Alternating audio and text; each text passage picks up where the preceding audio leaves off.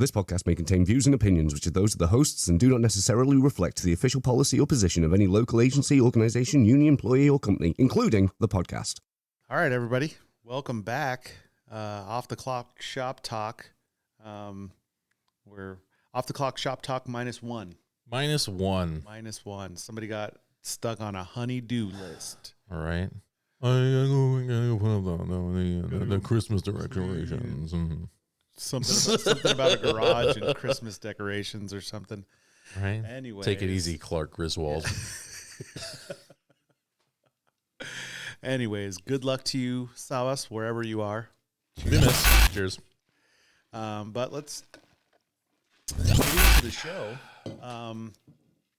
First topic, wanted to go over some peak stuff. I know a lot of you guys like to go over contractual stuff. So one of the topics that I've been hitting hard as far as in the building, and it was something I was hesitant to do at first, but kind of slowly progressing towards getting a little bit more vocal about, is guys getting their 8 hours, requesting. I shouldn't say that, Yeah. But when they have them up and you're just sitting there, and you should be asking for your 8 hours. Yep. You are guaranteed 8 hours a day, and they're using a bunch of PVDs, so you should be getting your hours. I know there's a group of guys outside one of my centers. I'm not going to point you out, but you know who you are. I talked to them a couple times, like, hey, all you guys are requesting your 8 hours, right? Lazy fucks. Same group of guys I caught in the break room on Friday, and I said, look, I know it's Friday, but they got a lot of PVDs out there. They got helpers and everything else, and you need to be getting your hours. You need to be getting your rate. I mean, if you don't, like, we've mentioned this numerous times before, like ad nauseum on this show. If you're not getting your 8, they're going to put that work somewhere. The work's going to go someplace. And right now they're utilizing PVDs. So if you're not getting your 8, guess what? They're going to utilize PVDs, and that gives them argument in the future to take away our work even more. So you need to make sure you request your 8 and take away some of those PVDs, so they see that, the drivers want to work, especially at peak, and give them less reason. There's a couple things for myself that the way I look at it. Number one, I don't know why these guys would drive all the way to work and wake up in the morning and put the uniform on and get in there and get ready and try to get mentally ready to work, and then I'm gonna go home. It's like I don't understand the mentality there. You're getting dressed to go to work to not work, or with the hopes of going home. Yeah, with the hopes of going home. So it's counterproductive. It's like, if you want the day off, just call in. That's the first. that's my number one. Yeah, right. You want the day off? That's my number one thing, man. Right. Number two thing, obviously, is at its peak. We talked about the utilization of PVDs and them taking our work, and the argument. I know we've talked about this before, but the argument the company has that our guys don't even want the work. So why are we not using more PVDs or not using? So when I ask, the guys to make sure you guys request your 8, and when we're pushing this, you really do have to look at it as something that's bigger than you, right? Definitely. It's definitely bigger than the individual driver. Yeah. This is something that's going like across the entire company. So we need to all work together to make it work. Yeah. But if we get a bunch of guys just going home, it kind of counterproductive. And I mean, I get it, dude. I did the job for a long time, and for me, I just I get wanting to go home, and you had that group of guys, or that one or two guys in each center that every day did that. Yeah. I'm like, I mean, I understand. At the end of the day, I just really, it's like we said, it's bigger than you. We're trying to protect the work for the future, honestly, for future generations. Well. You want to protect the work for them, so that way they can pay into your pension when you retire. Right? Right? I don't think people think about that stuff. People don't really think about that stuff. Yeah, we definitely want to protect the work. We want to protect our language, that we're going into a big contract season. So, that 8-hour guarantee language, not everybody has it. No. Not everybody has it. I'm sure George is going to put the language here. I'm going to put the language here. But not everybody has this language. Not everybody is guaranteed that 8 hours a day. So that's something we need to protect. And we do that by getting by making sure we work those hours.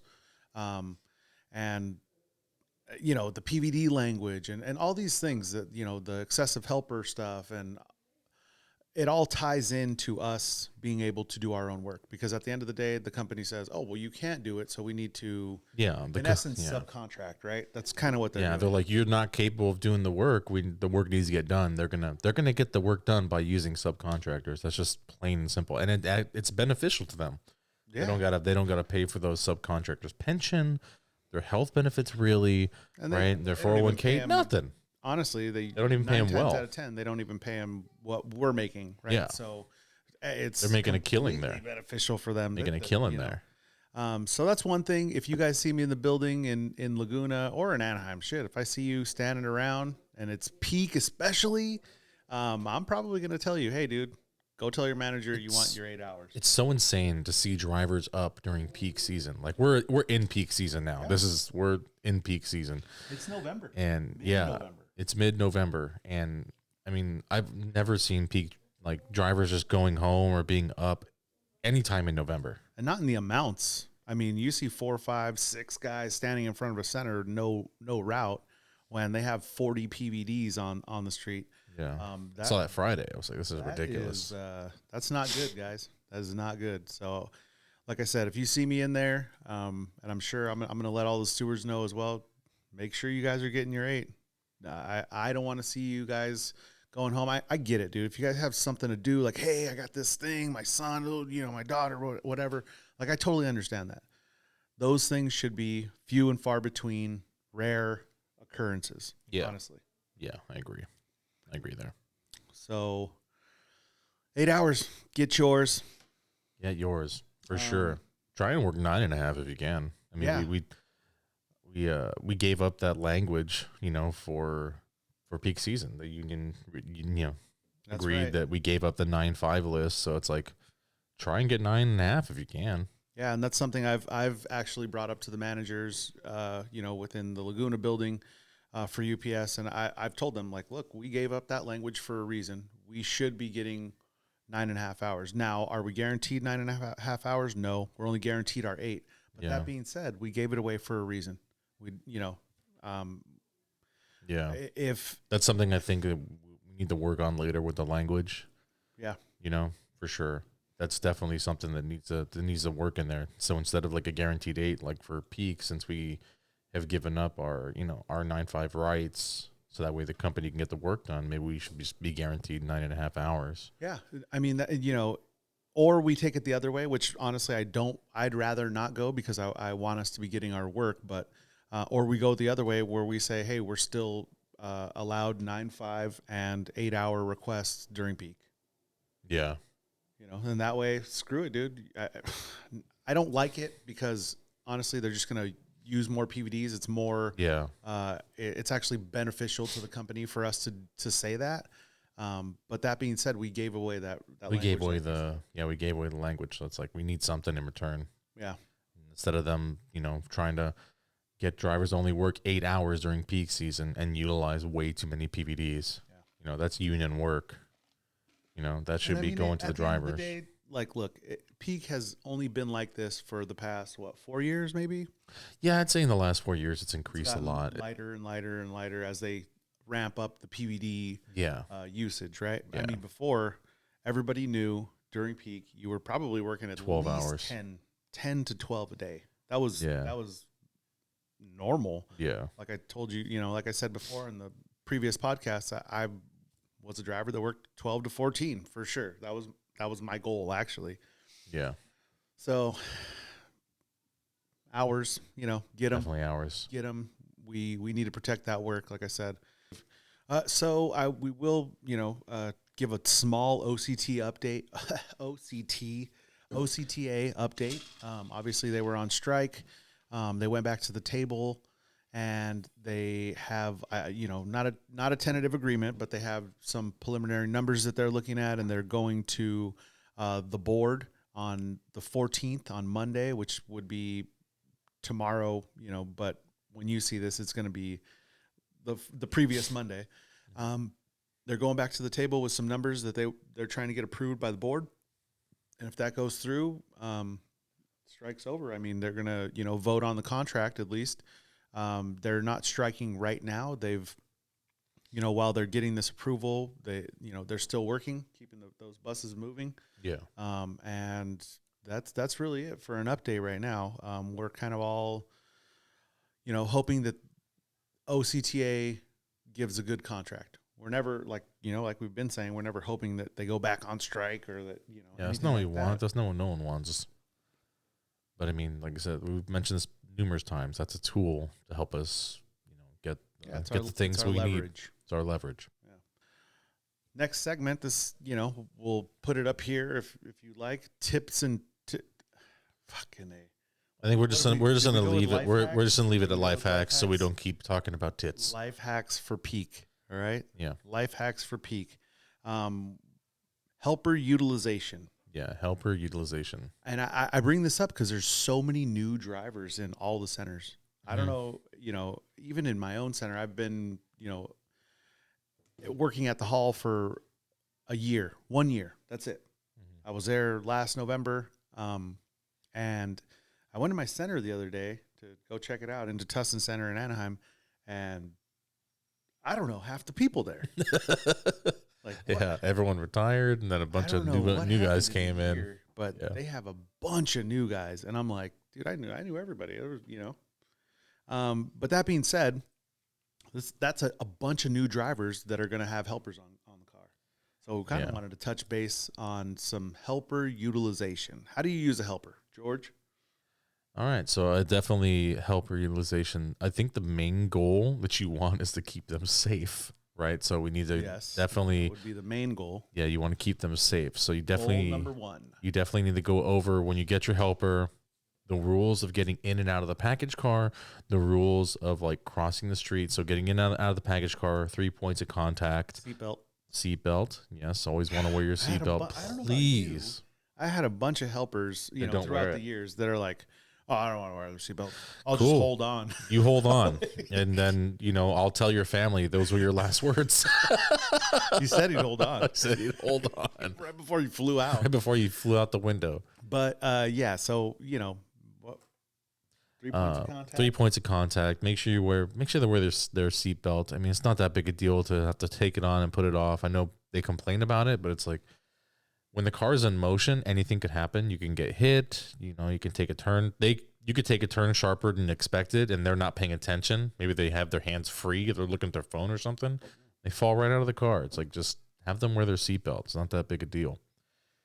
When they're getting packages, when you're giving them packages from your selection, put it right at the base of the steps, and then make sure they're out of the car and they're looking into the car, and they can pull it. Yes. So now they have the packages in their power zone, right? You don't want to be handing packages down to them, especially if they're heavy, right? And then they're gonna start having shoulder issues and back issues, and then you're gonna need a new helper like every week.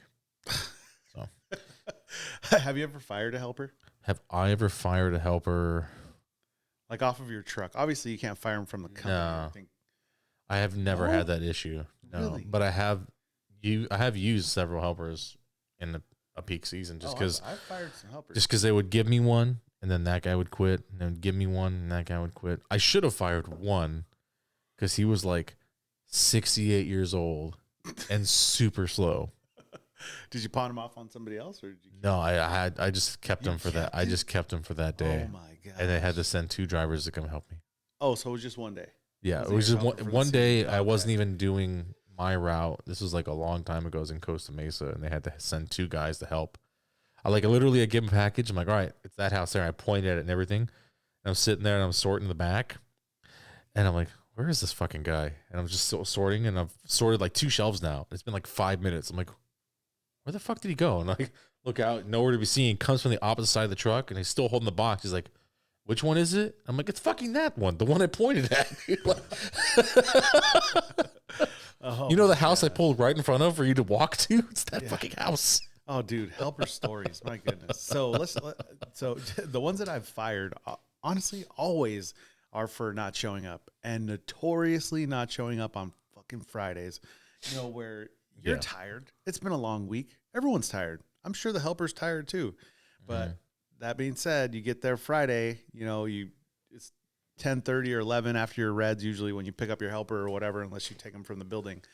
And no one's there. No one's there. Blowing up the phone. This guy's not answering. You're Yeah, calling now you're the doing center. like 250 stops all by yourself. Yeah. And then the center's like, well, we don't have anybody right now, so just keep on trucking. And you're Yeah. like, fuck. So that being said, I've definitely fired a couple for that. Yeah. Showing up. I I have a haven't- good helper story too. Helper utilization in apartment complexes. Now, me, granted, I don't know. This is obviously not correct by the methods. It's something that my supervisor kind of okayed, but I would go ahead and DR everything, at the truck in front of the apartments. I'd DR everything for those apartments, load it up on a hand cart for him, Mhm. and I'd leave my helper for, an hour or so while he delivered the whole apartment. That's pretty standard. And, Yeah. he, Pretty standard. and some guys don't know that though. They're Yeah. like, oh, well, we'll split up this apartment complex. Why? Just give him the whole thing. Right. And you DR go it, do some shit and then put come it back on and get them. Yeah. And then everyone's moving, constantly moving. So the story. So I do that, right? I drop my helper off, calls me like 2 hours later. So it was a big apartment complex and it's shitty. It was horrible with numbers and stuff. So I drop him off. 2 hours later, he gives me a call and I go pick him up, load up the hand cart, boom, boom, taking off. And I'm driving down the road. I'm like, fuck, dude, it smells like weed. And I'm like, dude, it smells like weed a lot. And I'm like, I look over at him. He's just sitting there staring like straight. Like, I'm just like, dude, hey, did you smoke weed? And he's like, well, so I was delivering. He's like, he starts with the story, right? He goes, I was delivering and I was walking by these guys and they were smoking a blunt. And they asked me if I wanted to hit it. So I said, yeah. So I smoked a blunt with them. And I'm like, oh my gosh. Oh, that's great. And I mean, What if he had like a smoky moment from Friday and it was like angel I was dust? That's just like, angel yeah. dust, Holmes. I was just like, look, I didn't hear any of that. And Right? we're I gonna need your keep help. We're just going to moving. keep moving. I heard none of that. Just go where I point because you obviously probably can't think straight right now. Oh my Just- God. But it was funny as shit. It was hilarious. And that's That is actually hilarious. not the first guy that has smoked on Nice. truck with me. So That's fucking hilarious. one guy, I was a different route, totally different route. And so one of the great things about pods in your area, if you're not getting loaded down with PVDs, back in the day when we didn't have so many PVDs, they had the golf carts with the helpers, right? So in the pod, they would load half of my resi. So it was freaking great. I could move all day because my truck was, not empty, but it was a lot lighter But than there's normal. there was room in there for Room you to work. move. Yeah. So I'd knock all that stuff off, and then we'd go maybe like 7 o'clock and pick up another 80 stops or whatever out of the pod, Yeah. load it up, sort it, and move on. You know what I mean? You got a great empty truck, and you just moving all day. So it was a good thing. But anyways, so what I would do is I would have him go in there, and I'd say, hey, you throw all the packages up here on the back of the truck, and I'll start loading them up and sorting them. So he asked me, he goes, hey, is it cool if I smoke real quick? I'm like, yeah, whatever, dude. Just smoke, have a cigarette break. He was due for a break anyways. Yeah. So I was like, have a cigarette break and I'll just load this stuff up. You know what I mean? So Yeah. he's there. I'm loading it up. No big deal. He goes, he grabs his backpack and whatever. And then all of a sudden I smell weed again. I'm like, what the hell is going on? And yeah, this guy's just got it out of his backpack and said, hey, he's going to smoke a bowl while we're loading up the pod. And, honestly, I just acted like I didn't see it. And Oh, man, that's fucking I hilarious. used him, and then I just had to clarify, like, hey, dude, you can't be smoking. Can't be doing that here, Or, dude. those pods, they're loaded in somebody's driveway. So I was just like, dude, you cannot do that. You Yeah. can't. The guy smoking the blunt, that was one thing. He was in some apartments. He was just wearing one of those little vests. He didn't have a uniform. Yeah. So that was a little bit different. But this guy, I'm like, dude, you're right by the truck. My truck is parked here. It was a bad deal. Anyways, those are my helper weed stories. That's great. But so helper utilization. What about going behind the truck? You enforce that?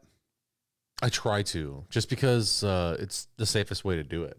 Yeah. You know, it's the safest way for them to cross the street. You know, so Yeah, I mean, either way, whether you agree or don't agree that it's the safest way, you can still get dinged for it. yeah, You are responsible for you're responsible for those a life there. helpers' safety. So, yeah. So I will say that whether you agree with the safety aspects that they try to push, for yourself and for the helper, you got to do them. Because I saw somebody get suspended and threatened to be fired for his helper not wearing a seatbelt. He got caught like 3 times, and they warned him. They gave him a warning letter, and then they suspended him and threatened to fire him.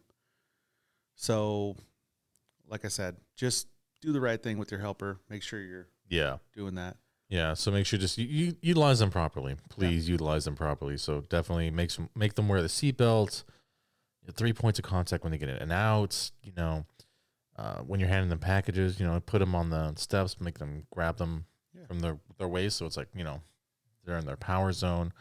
Obviously, you want to make sure that they get breaks. You're gonna wear out your helper really quick if you don't. Make sure you take your breaks, take your lunch. I understand.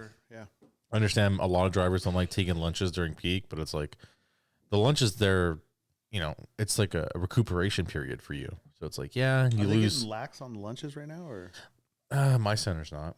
okay, yeah, But I mean, with the days kind of still being shorter, they're probably going to push it. They're probably gonna push it, and then I think they probably won't give a shit. Probably the last 2.5 weeks of peak. Right. They usually It just don't. flies out Get the all that window. shit out the truck. Yeah, exactly. So, what else?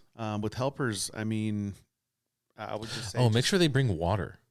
I feel like a big deal with the helpers is you make sure they bring water and food. A lot of times they don't have either. snacks. So and treat your helper out to lunch every now and then. Yeah, It's I like definitely did that. Yeah. In fact, with one of the last helpers I had, I mean, he wouldn't bring anything, and he said he was kind of down on his luck. So I took him to the store every day, bought him water, some snacks, whatever, and then we'd go to lunch. I'd buy him lunch. Yeah, that's great. I mean, we make good money. You make good money. I mean, and that small amount of money, like to help him, that changes their mood entirely. It Yeah, changes. he was totally grateful, and I liked it. He was a good helper. He was boogieing for sure. That's great. That's great. Saved my knees a little bit. Yeah. Oh, that's another thing. Make sure they have the proper footwear. Oh right? yeah. Make sure they're wearing good shoes. I had one guy for one day, he was wearing like some dog shit, like stiff boots. And I'm like, you're not going to make it in those. Yeah. You need to wear Your something. feet are gonna hurt. Yeah, buddy. they're going to hurt. Especially on my route. I have nothing but hills and steps. Ugh. Not good. Not good. Not good. But yeah, I mean, I don't know. That's all I think that's just about it. I mean, obviously, we're coming to a point now where it's getting dark at 4. So make sure you have a flashlight or a headlamp. Yeah, we talked about that. We for mentioned sure. that before. Back when we Where called the tits and tricks or Yeah. whatever. wear your reflective vests, and when your car's parked, make sure you got your hazards on also. You want everything to be as visible as possible. Hazards for sure. Yeah. Looking out for those addresses in the dark. Damn, I used to freaking. I was on some routes. It's just no street lights, no freaking addresses. That would drive me crazy. That's my route. Yeah. In Laguna Beach, they don't have street lights. I think It's there's good when you know the route. yeah. It's your route, so you know the addresses and kind of like at least the landmarks, the houses Yeah. you hit every day. So you're like, oh well, that's 1457. Yeah, it's good that I know it now, but it's like, man, it's when I first got that route, doing it for the first peak in the dark, it was rough. Been there. You gotta Been there, and done you're that, like, buddy. okay, this is like a whole section I have to like save for the end now because it's like the easiest to do in the dark. I've been on some hill routes. Oh my gosh, during peak. If Oh, you those guys are in hills out there in Center, Tustin, you guys know. yeah. Oh man, dude, up off Newport, up in even damn, what is that called up there? Panorama. Well, I've been up there for sure, and those addresses are. They get Garbage. windy up there. You can get turned Well, you around only really go quick. One way, really. You go one way up the hill, and I'm thinking of the other one then, the one in Orange, like off the Cannon, like it. yeah, that's different. We don't do that. Yeah, that's a different center. That's It's College Center. Yeah. But the where I'm talking about, it actually butts up to that. So like where Newport, you can go over the hill, Newport, and then you go down, and you'll end up on Chapman. Oh, over okay, there okay. Like, what is that canyon? Santiago. Yeah, Yeah. Santiago Canyon. So you kind of end up over there, but by Orange Hill Mining Company. Oh, okay, yeah. what I'm talking I about? know what you're talking about. Yeah. Anyways, I forgot it's the name. Silverado Canyon. That's what it is. Silverado So, yeah. Canyon. So, but yeah, it's the same area. Cowan Heights. That's one of the areas over there. Man, it gets gnarly up there. Yep. Not a lot of lights. Not steep hills, long private streets and driveways. Yeah, and I guess if you're driving in rural areas, kind of like that, I guess be on the lookout also for wildlife at night. I mean, bears and shit. more like coyotes and bobcats. Bobcats. I haven't seen one. Coyotes but and I mean, bobcats. They have mountain definitely lions. coyotes, They have for mountain lions out in my area and in Orange, I know. But Really? yeah, but they're Silverado Canyon does. Yeah. Over there by like Irvine Lake. I don't know if you know the area. yeah. But I used to Silverado Canyon, deliver a like, little bit in going Silverado. towards at the end of Chapman over that way Yeah. towards the 241. There's definitely some mountain lions. I mean, There are. I know a driver that works in my center. He used to work in College Center, and that his route was Silverado Canyon. He mentioned one time that like he had seen a big cat. And they're like, "Hey, we saw a mountain lion over there not too long ago, so be careful." yeah. I mean, I used to actually fish Irvine Lake a lot, and you're there early. Like 5:30, 6 o'clock. Right, it early. opens at 6. And walking some of those trails to get to the backside of the lake, if you know the lake over by the west shore, You need to be. They have pictures of like 3-4 mountain lions drinking out of trough that they had back there, and dude, it's gnarly. I don't want to run into one of those things. Yeah, let alone 3 or 4. I mean, Yeah, right. I don't think your dyad. You're not going to be able to hit. you're it not with your doing dyad, shit so. with that. You must. Yeah. Yeah, you don't want to fuck with a big cat. Hell no. But yeah, just watch out. Watch out for wildlife. I see a lot of coyotes. Speaking lately. of big cats, I'm just going to say, where's Savas? You know, Big cat. the big sour puss. It's like Snagglepuss. Where's our comic relief? Our Yeah. valve. That one's for you, Savas. The valve has been shut off this week. Yeah, Yeah, I mean that's kind of I don't know. I think that's kind of it. Yeah, I think it's kind That's of it all for we the got for you show? guys this week. Shorter one. A little shorter one, but we'll keep it fresh. We'll try to bring up new topics. The comments, we talked about that. If you guys have some stuff you want to hear about or some stuff you want us to Stuff in cover, the comments. Yeah. hey, shoot it in the comments. Let us know. Hopefully we see you this coming week. Well, this will be released Friday, but you'll know that I've been in panel all week, and then I'll be back the following week in Laguna to do our Teamster Tuesday, and keep it pushing, trying to change that culture, like we keep saying. Yeah, I'm gonna change that Not culture. easy. It's not easy. Not easy. Hey, be the change. Be the change. Invest in yourself, as we like Invest to say. in yourself. But we thank you for liking, subscribing, all that good stuff. Smash that like button. We appreciate it. Yeah, please hit the subscribe. Hit notifications. Yeah. It's very simple. It's also free for you just to hit it, and it does wonders for us and helps the channel grow. We're trying to get as many members involved as possible. So pass Spread this the on. word, yeah. Pass Spread this the on to word. more members. Spread the word to the 952 members, whether they're UPSers or the CVS guys, Albertsons. And we're working on more guests. I want to get someone from food in here, so we be good. Yeah. An Be Albertsons good. guy, maybe? Yeah, an Albertsons guy for A sure. warehouseman or Yeah. a driver. We'll definitely do that soon here. But Yeah. like I said, we appreciate everything. Appreciate you guys tuning in. Yep. And you guys can also contact us through email. So our email is ocst.000@gmail.com.